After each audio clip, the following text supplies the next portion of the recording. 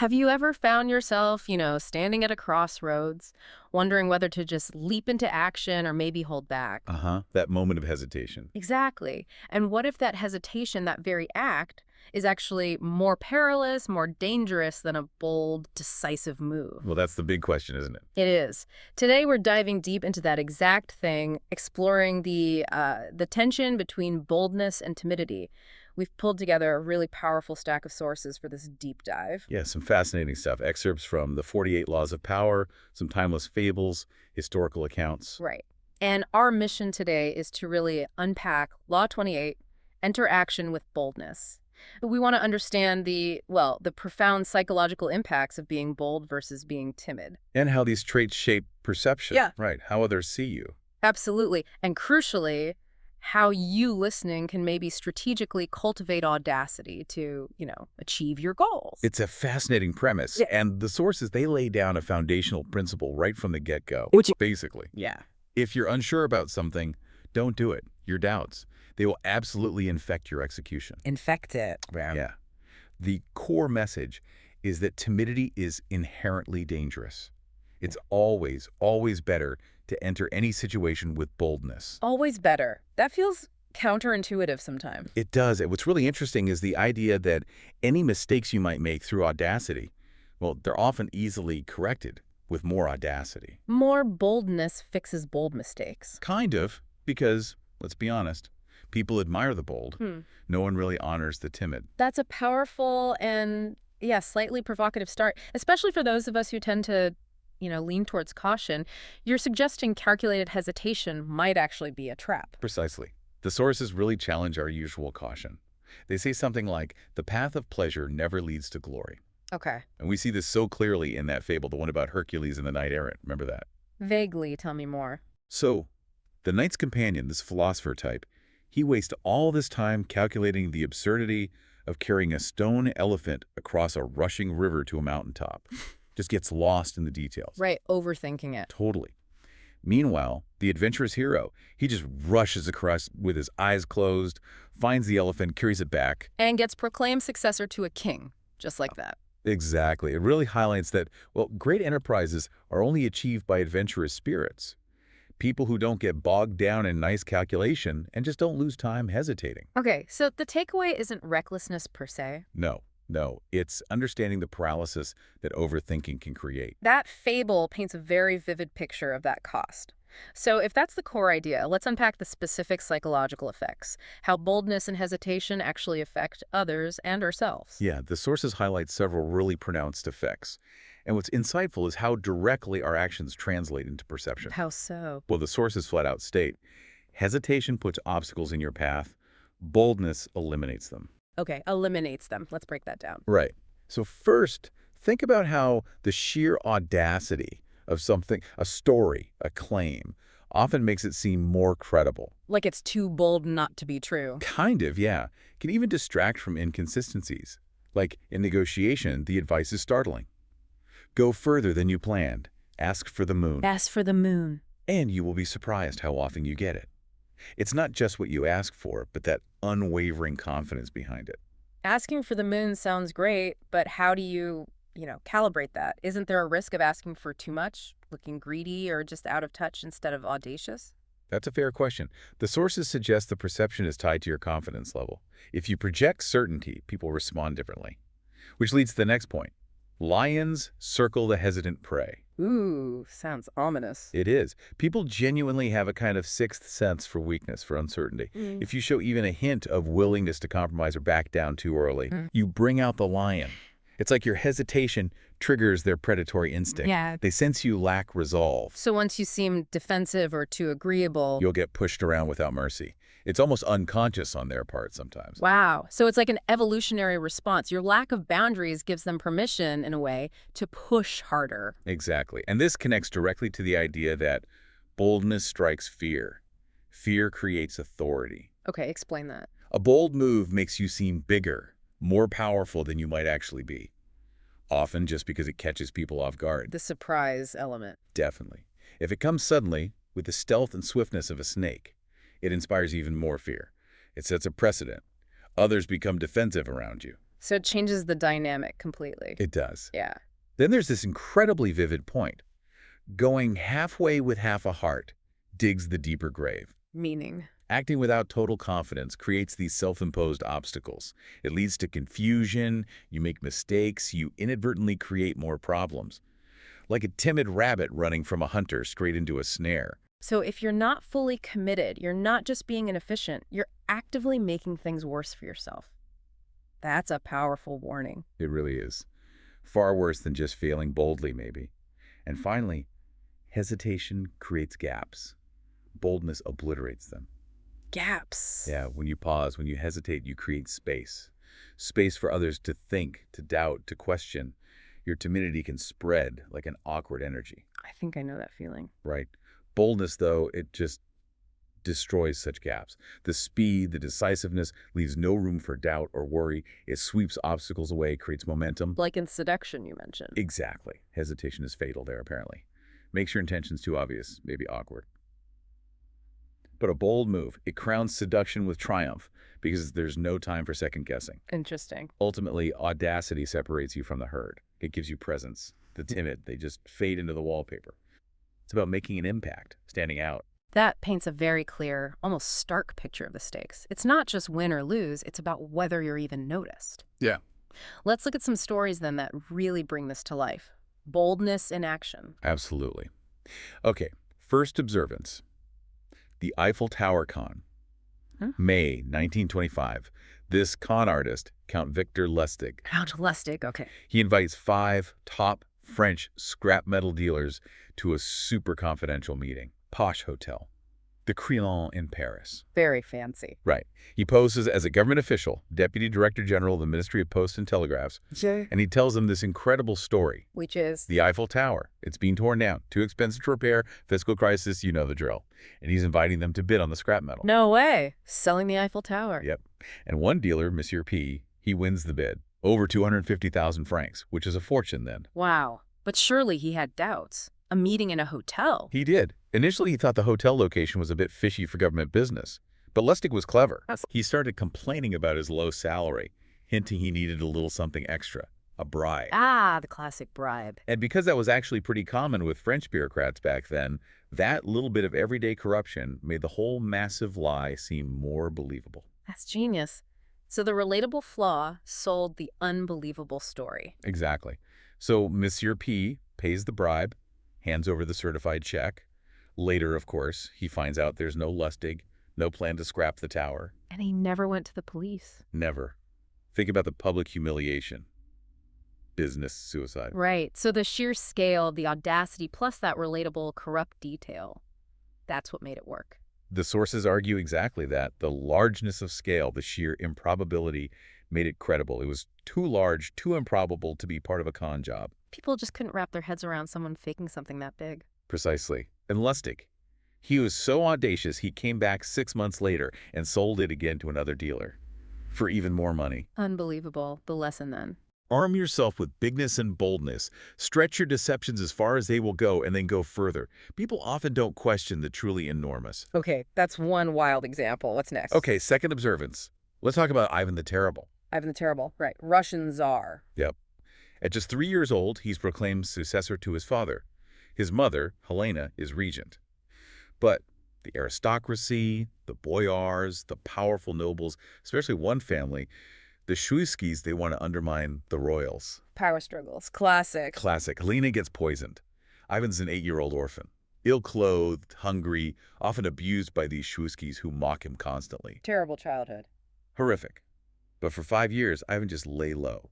Showed no ambition, no anger, nothing. Playing the long game. Seems like it. Then, December 29, 1543, he's 13 years old now. He summons the head Shuisky, Prince Andrei. Okay. In a room full of palace guards, Ivan just points his finger and orders Shuisky's arrest, execution by bloodhounds, and banishment for all his associates, just like that. Wow. From a 13-year-old who'd been silent for years? That's chilling.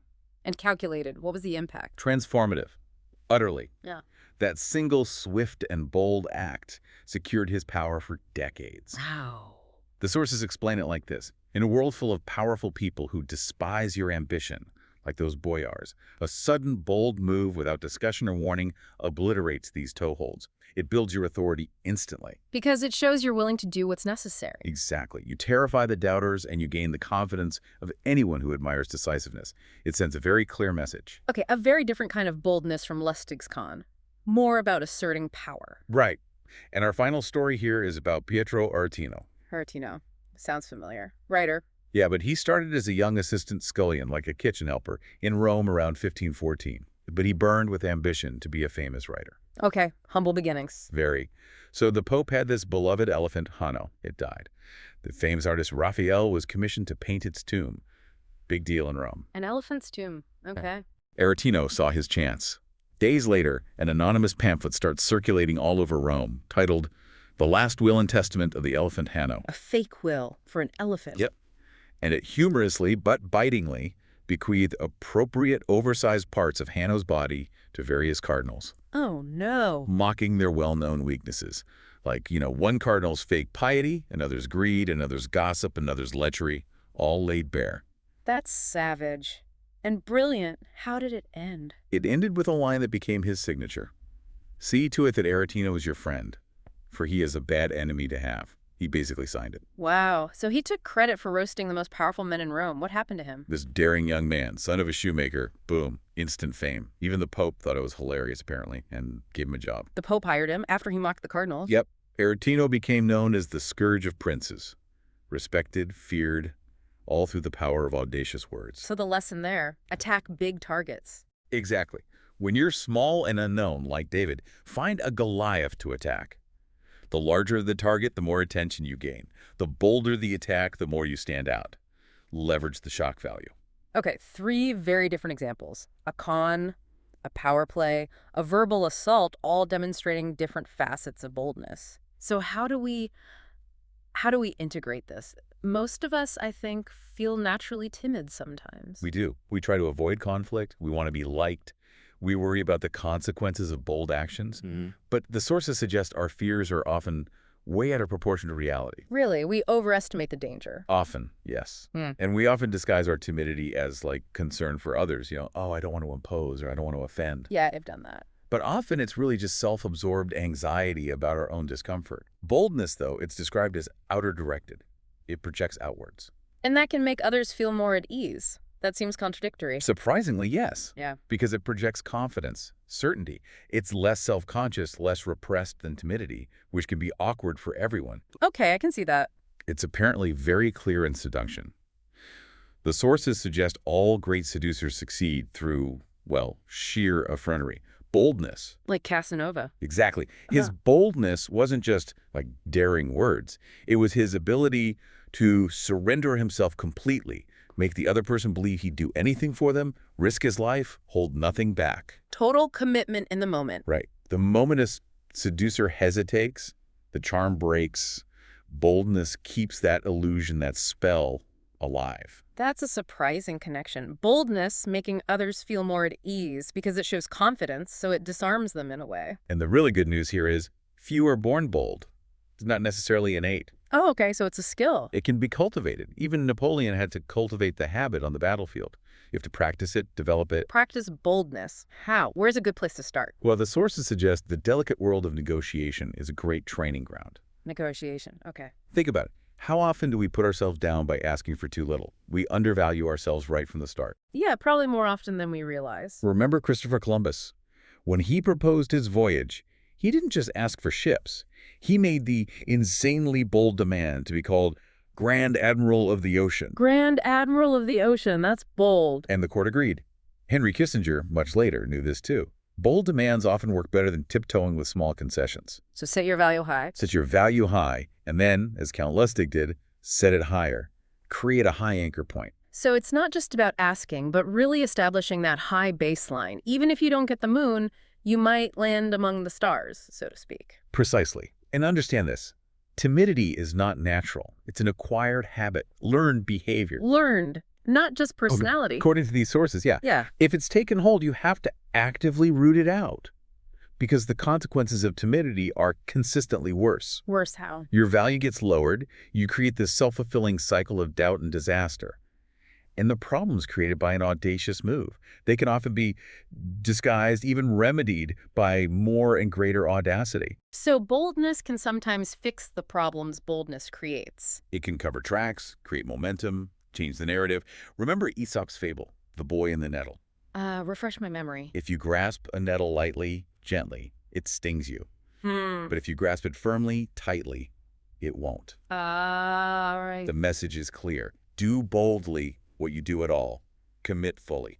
That boy in the nettle metaphor is so clear. Makes me think about, those times we tiptoe around a difficult conversation. Instead of just grasping it firmly, it almost hurts more that way, doesn't it? It absolutely does, dragging it out, the anxiety. And this applies even in matters of love. Okay, how so? Well, the sources present a, let's say, provocative perspective, suggesting that women might sometimes prefer a little rough handling to too much consideration. Whoa, okay. That sounds potentially problematic today. It's definitely a historical perspective reflecting views of that time. The idea presented is that they might want to feel they've yielded only to a species of violence or to surprise.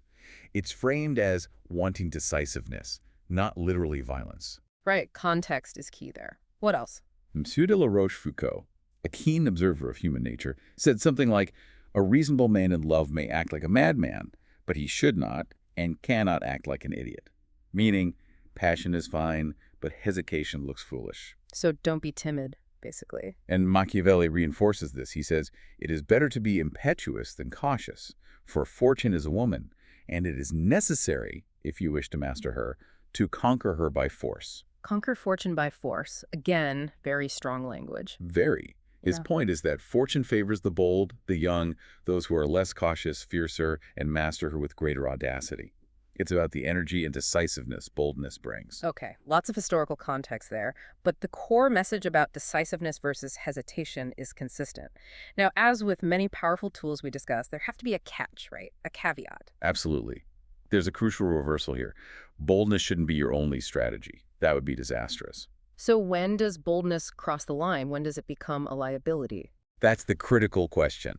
Boldness is a tactical instrument. You use it at the right moment. It needs to be controlled. A learned response you deploy strategically. Exactly. Unrestrained boldness, when it loses that strategic edge, that's when it leads to downfall. Think about Lola Montez. The dancer who captivated a king? That's her. Her audacity got her immense power, seducing the king of Bavaria. But she couldn't rein in her boldness.